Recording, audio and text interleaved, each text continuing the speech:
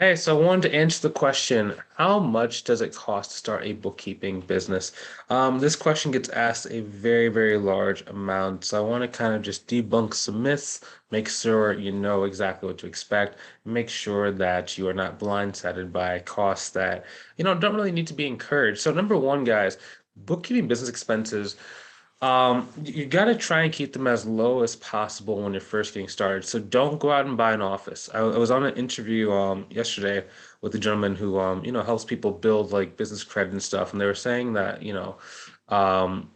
they always encourage people to go and get like an office building or something when they're first starting. I'm like, whoa, heck no, dude. Heck no. I was the reason why is because you want to make sure you have clients and any expense that you're really paying for outside of like mentorship or like courses and stuff, you want to make sure that they're being paid for by your clients. So of course, like courses and mentorship, generally you should buy those before you actually go and get started or as soon as possible if you're already started. But you shouldn't expect that to come out of like the business's pocket. You should probably have, if you don't have any money or any clients right now, use your personal expenses. I personally, when I was getting started, how I even got here to being like, 7 years after I got started, still in business, still thriving, still, making a lot of money with my accounting and bookkeeping practice, I had to come and pay a mentor $7,800. It was $7,800 and I only had 2 grand left in cash, right? So I had to use a personal credit card to even float. To be able to do the program. And that's really what kind of changed my life for the better. Now, most people like when they're getting started, like, oh, I can't if I can't afford a program, with money coming out from my business, like I just can't do it. I'm like, okay. Then you look at them like 6 months later, and like they're actually out of business in a lot of cases. I was gonna be nice and just say like, they're kind of just at the same basic place, but a lot of people, like if they're not really willing to invest in like either a business coach or business mentor, or like even like a baby course of like $99, they're generally not in the right state of mind to start a business, right? Because think about it like this. Back in the old days, to start a business, you would have to go out and take a loan. You'd have to have a brick and mortar. You'd have to go, in a lot of cases, they would have like a secretary, either a gentleman or lady at the front desk who was either doing calls or taking calls for you, right? Even nowadays, even to open up like an insurance company or certain franchise, you have to have at least $100,000 in the bank. So if you guys have to pay what, like 5 grand, 7 grand, 10 grand for like a coaching program, that's nothing. If you told that to an entrepreneur and said, "Man, this starting a business is so hard. I had to pay this guy like 7 grand to do this co course," the business owner would be like, "And that's it? You made a steal." I know for me, because I spent like 35 grand my first year in coaching and stuff, right? So like I was buying courses, I was buying mentorship, I was buying like Tony Robbins seminars, I was buying sales tapes, I bought a bunch of like mentorship programs, I bought masterminds, like I just bought everything because I figured, okay, well, I'm saving all this money not having to get a business loan. I'm saving all this money because I don't have to go and buy an office or rent space. And I was just saving all this money. So I was like, okay, so I might as well go and like try and like reinvest into the business because I would have been spending anyway. So I just kept going and kept spending. And like nowadays I hear people and they're like, I spent like $99 on a course and the course didn't work. I'm like, you only spent $99? Like when I'm talking to that person, I'm trying to be very empathetic and I'm like, oh, I'm sorry to hear that you spent that money. It didn't quite work out for you. But in my mind, I'm thinking, it's only it, in my mind, it's hard, right? Because like some people are like, well, it's easy for you to say, Bryce, because you're making a lot of money. But I mean, I was probably making less money than most people were when I first like invested in in the $7,800 one because I didn't have a job at the time. It was like I had just started even thinking about going back to work because it was like I needed to make money. And I had quit my job cold turkey. So I didn't really have any money. I didn't have a new source of income. It was just like I had like 2 grand left. And I told the guy on the phone, I was like, dude, man, like I don't know if I'm gonna like how I'm gonna pay it unless I get like a part-time job. And the guy's like, well, Bryce, why don't you just do what I tell you and then make some money? And I was like, oh, I can do that? That was kind of my response. I was like, wow, you can make money that quickly? Because I had always thought in my head that like, taking a business or starting a business took a long time to make it work. Like you're only gonna make like what 20 grand in your first year. But then like it doesn't even have to be like that. Like a lot of my students are getting to six figures in their first like 7 months of being in business. And it's just like, man, it's ridiculous. And I was telling this lady yesterday, a client Audrey, I was like, man, you don't know how hard it used to be. Because when I was first getting started, it was 7 years ago, and like people weren't even familiar with like the clouds. Whenever you talk about, I do virtual bookkeeping, they're like, "What do you mean virtual bookkeeping?" And then you try and sell like a package or a flat rate of. I was trying to sell for like between 450 and like 500 a month. They'd be like, "What do you mean a package? How many hours? Like what is that hourly?" And I'd be like, "Well, that's like about 50 to $60 per hour." Like what? That's a lot of money. I'd be comfortable paying you like $15 an hour, right? And it was so much harder than what it is today. And plus, like LinkedIn and stuff just wasn't as popular as what it was now. And plus, I didn't know how to use LinkedIn, I didn't know how to use Instagram, I didn't know how to use Facebook.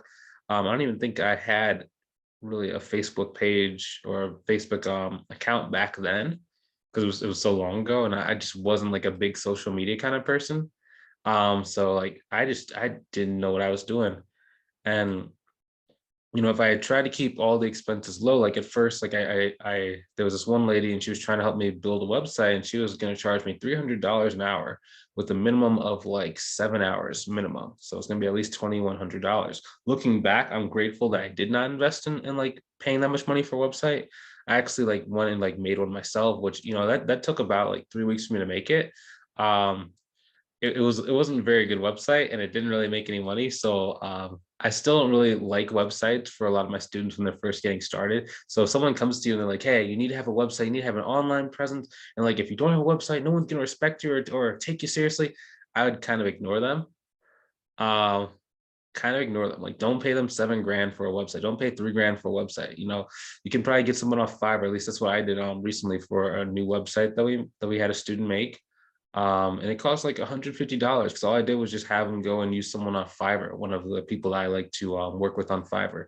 That's kind of a cool thing about my program is like since I've been where you're trying to go in a lot of cases, like I just say, "Hey, use this guy, he's good at this," or I say, "Hey, here's this VA, she's really great at this," or "Hey, here's an associate, a staff accountant that you should probably be using," or "Hey, here's a good sales rep that you can do to do all the sales and marketing for you, so you can just focus on the work." And it's like we have all these like resources and all this like network and just community that make it really easy for people to go and grow. For example, like one of my students named his name is John. He joined the program like probably like 11 days ago. He already got like 2 clients, and then he got another one last night. And then I told him like, "Hey, I know you're coming close to capacity, and I know that you're like getting these bigger clients, but don't stop selling. What we're gonna immediately do is just outsource it to someone inside of the mentorship program."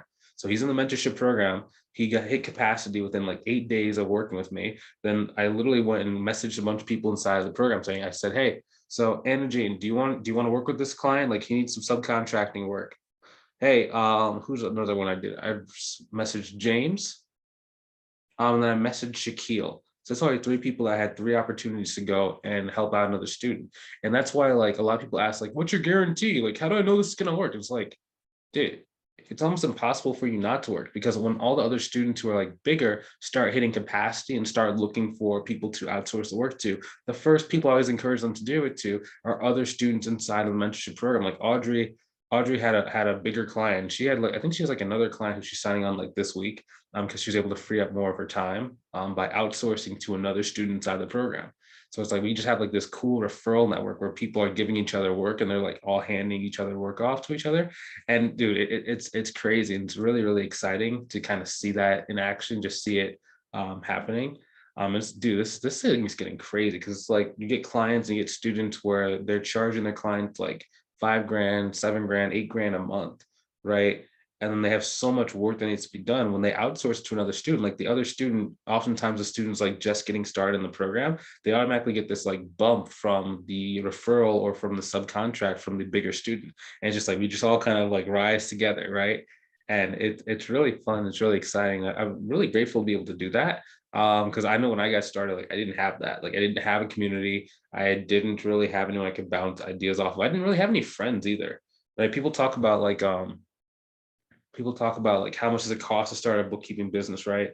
The biggest thing that's actually going to help you lower your costs is how many friends you have in life.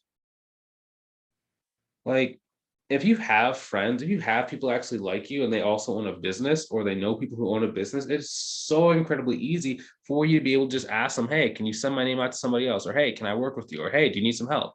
Right. And then generally, if they own a business and the business has any kind of size to it, they're like, yeah, I need some help. Right. And then you can go and get your first like $1,000 a month client, first $2,000 a month client, XYZ, however much like you actually charge, depending on like you. I'm not sitting in front of you, so I don't know what your pricing structure looks like, but it's very, very easy, especially when you can also be around like a community of other people who are, also thriving and who are also really growing and going really big as well. Because then you start saying, well, if they can go and get a 5 grand a month client, why can't I? If he can go get a 9 grand a month client, why can't I? Then you start being really excited and you start just moving forward really, really quickly. And that's basically the how you should be thinking about expenses, guys. Keep your expenses really, really low in the beginning. Have most of your clients pay for like your office supplies or your software expenses, and just wait until you start getting clients to go like pick on like technology or software or cool technology apps. Just have them pay for it. The only things you should be paying for out of pocket or even on a personal credit card would be education. So like mentorships, courses, coaching, masterminds, anything that's like on the business education side. So with that note, hopefully you enjoyed this video.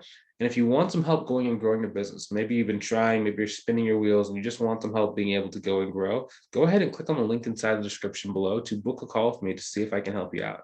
Okay, on that call, I'm going to look at your business. I'm going to be very, very objective. I'm going to be very honest with you. If I like what I see, I'm going to be like, hey, cool, man, you're doing this good, you're doing that good. Here's how I kind of move it forward. If I don't, I see that you're kind of running into a trap that you can't see because you're just not experienced enough. I'm going to tell you right then and there, like, dude, like what you're doing just isn't going to really get you to your goal. Let's do this instead. We're going to design a path and a game plan for you to be able to know what you need to do. And then if it makes sense, we can work together long term in order to make sure you start making more money and you start winning. So if that sounds interesting to you, go ahead and click on the link inside of the description below to book a call with me to see if I can help. I'll talk to you soon, and I'll see you in the next time I see you.